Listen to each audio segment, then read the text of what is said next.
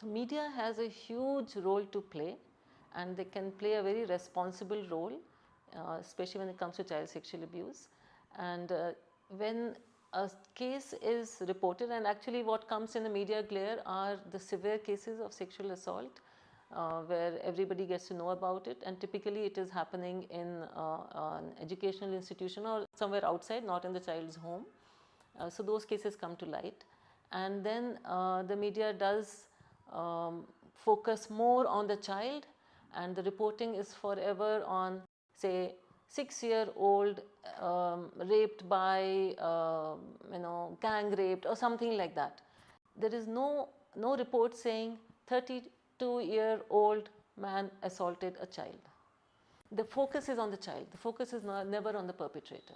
Where the child lives, where the child goes to study, which school, where do the parents live. So even though the law, the POCSO law says that the media should not report anything that can lead to the identification of the child, in fact it does. They don't name the child, or they may blur the child's face, but then they are showing on this street or in this area in Koramangala, so and so child, not the child's name, but the parents work here and the child goes to that school. So if I live in Koramangala, I can very well figure out which child they are talking about. So it does lead to first identification of the child.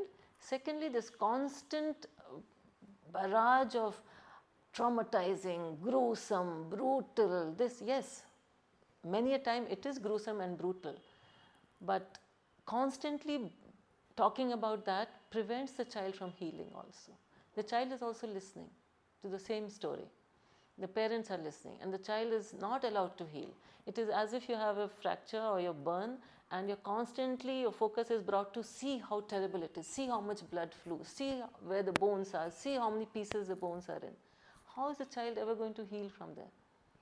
So the media can instead focus on the perpetrator, focus on the causes of abuse, focus on what the various stakeholders can do. What could the school have done to prevent it? What could the parents have done? What could the community have done? What could the media itself have done?